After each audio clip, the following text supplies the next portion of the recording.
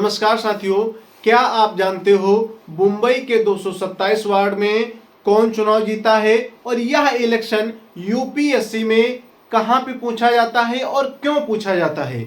आइए इसको हम 10 मिनट में पूरी क्लास को डिजाइन करके एक बेहतर तरीके से चुनाव प्रक्रिया को समझेंगे। किस तरीके से यहाँ पे चुनाव प्रक्रिया होती है महाराष्ट्र के बीएमसी चुनाव में, जो दोस्तों मुंबई की एक आर्थिक राजधानी के तौर पे आपको पता चलेगा। यहाँ पे आपको बता दें कि बीएमसी चुनाव 2026 हम क्यों बात करेंगे, तो ये बात आपको समझनी होगी कि क्यों हम बात करते हैं। आगे आएगा बीएमसी चुनाव 227 वार्ड्स, 4 साल में यहाँ पे चुनाव हुआ है। विरोधी कांग्रेस आपकी है, गठबंधन में आपकी बीजेपी एसएस है। और आपके लिए जो महत्वपूर्ण हो जाता है विश्लेषण के लिए, उन बातों को चर्चा करेंगे और कुछ आपको संख्याएं दर्शाएंगे जो एग्जिट पोल में आपको मिलेंगी। इसी के साथ में आपके सामने एक सवाल आता है कि क्या ये कहाँ पे, क्या पेपर में भी सवाल आते हैं, क्या इसकी सिर्फ राजनीति हमें समझनी चाहिए। तो साथियों आपको बता दें, ये सबसे एक रैंकर या कहें टॉप लेवल के एग्जाम में पूछा जाने वाले क्वेश्चन है और उनकी तैयारी एक बेहतर तरीके से आपकी होनी चाहिए, जो मैं आपको लगातार यहाँ पे समझाने की कोशिश कर रहा हूँ। तो साथी दोस्त आपको बता दें, परिचय के तौर पे मुंबई में 227 वार्ड्स में चुनाव हुआ है।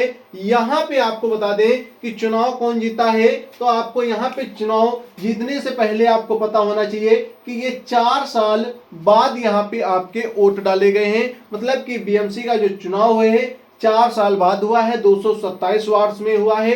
पिछले 2022 में यहाँ पे चुनाव हुआ था।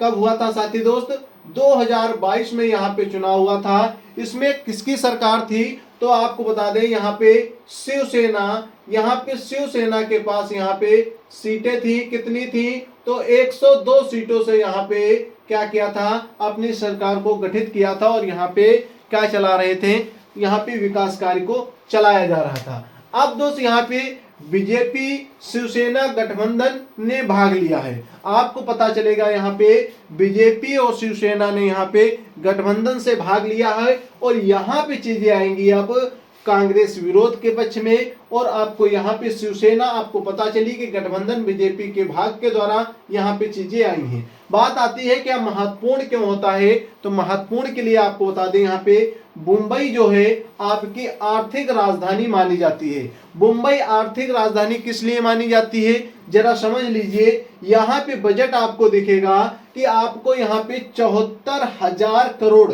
दिल्ली से भी अधिक ज्यादा यहाँ पे बजट का प्रयोग किया गया है। कि यहाँ पे जब आप देखते हो कि दिल्ली एक हमारी कैपिटल है, राजधानी है भारत की, उससे भी ज्यादा यहाँ पे एक चुनाव के लिए जो बीएमसी का चुनाव है उसमें साथियों कितना खर्च हो रहा है, 74,000 करोड़ यहाँ पे बजट तय किया जाता है। और साथियों ये क्यों महत्वपूर्ण बन जाता है, तो आपको पता होना चाहिए कि यूपीएससी लोकल गवर्नमेंट की यहाँ पे क्या यूपीएससी GS2 में पूछा जाने वाला क्वेश्चन रहता है। GS2 में ये क्वेश्चन रहता है। दूसरी बात इससे ये भी बनती है कि करंट में क्या टाइमलाइन रही है इस चुनाव की, ये भी यहां से पूछ लिया जाता है करंट अफेयर में। अब दोस्त आपको समझाते हैं कि एग्जिट पोल क्या कहते हैं। आपको एग्जिट पोल की सारी बातें समझ में आनी चाहिए कि संख्या और डेटा क्या क्या फर्क होता है। यहाँ पे आपको बीजेपी और एसएस के बीच में कुछ एग्जिट पोल की डाटा दिख रहा होगा, जो 130 और 140 दिख रहा है। ये एग्जिट पोल मतलब कि चुनाव का परिणाम आने से पहले ही यहाँ पे देखा जाता है कि एग्जिट पोल क्या कह रहे हैं। उनमें क्या हुआ है, बीजेपी को यहाँ पे, बीजेपी और एसएस को यहाँ पे बहुमत प्राप्त होता मिल रहा है। मतलब कि ये दोनों अगर गठबंधन कर लें तो यहाँ पे सरकार यहाँ पे आगे चला सकते हैं। ये बात आपको यहाँ पे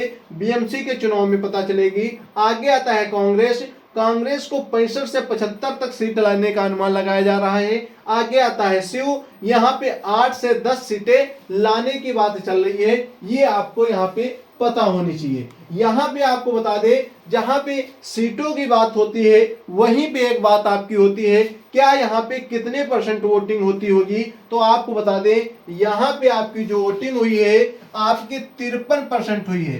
कितने परसेंट हुई है?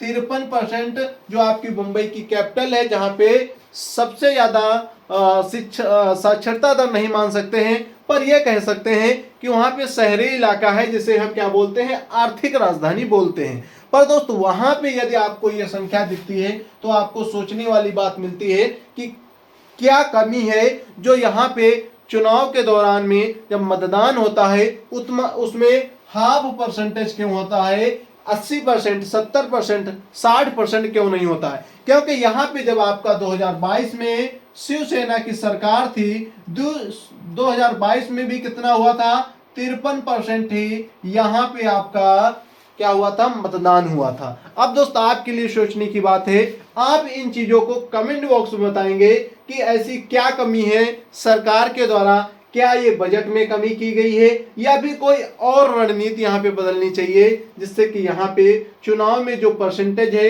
ये बढ़ सके साथी दोस्त। ठीक है, अब आगे बात आती है एग्जिट पोल की। आपको हमने सारी बातें समझा दी है।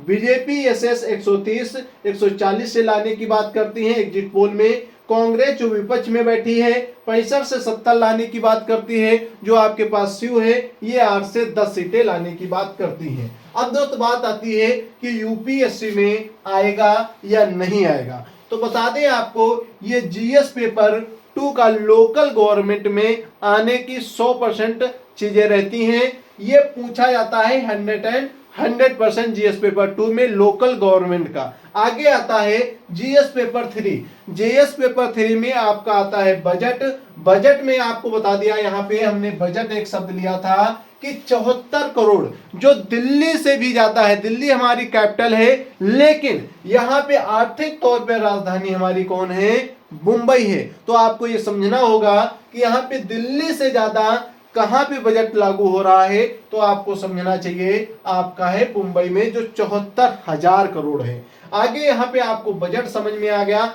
अब बात आती है कि आपको करंट अफेयर में क्या चीजें मिलती हैं। दोस्तों हर पंचवर्षीय, हर 4 साल में यहाँ पे यदि चुनाव हो रहा है बीएमसी का, तो आपको ये बात समझना चाहिए कि यहाँ पे जो चुनाव हो रहा है उसको करंट अफेयर के तरह यहाँ पे आपको याद करना होगा कि इस चुनाव की टाइमलाइन क्या रही है, जब वोटर लिस्ट कब जारी हुई, इसका नामांकन कब हुआ, मतदान कब हुआ, और यहाँ पे एग्जिट पोल का परिणाम क्या आए थे, और इसमें एग्जिट पोल के बाद में जब यहाँ पे काउंटिंग हुई थी वोटों की, मतदानों की, तब यहाँ पे किसकी जीत यहाँ पे हुई थी, ये बात आपको पता होनी चाहिए। और इसी के साथ में आती है यहाँ पे शपथ किस दिन ली थी, किस तारीख को ली थी, ये सारी आपके लिए टाइमलाइन महत्वपूर्ण हो जाती हैं। जब आप स्थानीय से निकल करके आप यदि वहीं पे रहते हैं मुंबई से, आपके सामने यूपीएससी का पेपर आता है, एग्जाम हॉल में बैठते हो, तो आपके सामने ये करंट अफेयर से क्वेश्चन आ सकते हैं। तो सभी साथी दोस्त यहाँ पे हमारे साथ में जो भी सीखा है उसे कमेंट बॉक्स में बताएंगे कि क्या आपको यहाँ पे नहीं सीखने को मिला है। अब दोस्त आपके लिए मैं नेक्स्ट क्लास लाऊंगा जिसमें यूपी पंचायत चुनाव, जो हमारी पंचायती राज व्यवस्था को, स्थानीय स्वशासन को मजबूत करते हैं, उसकी क्लास आपको कल मिलने वाली है। तो सभी साथी दोस्त चैनल को सब्सक्राइब कर लेंगे और वीडियो अच्छा लगा हो तो लाइक कर देंगे। चलते हैं दोस्त, मिलते हैं नेक्स्ट वीडियो में। जय हिंद, जय भारत। दोस्तों हमारे लाइव में आने के लिए सुबह हमारे साथ में जुड़ना ना भूलें, इसलिए सब्सक्राइब कर लीजिए और सब्सक्राइब के बगल में एक घंटी की बटन होगी, उस पर क्लिक करके ऑल पे क्लिक कर दीजिए, जिससे आने वाली सभी वीडियो के नोटिफिकेशन आप तक पहुंचते रहें, सभी अपडेट से आप अवगत रहें। ठीक है दोस्त।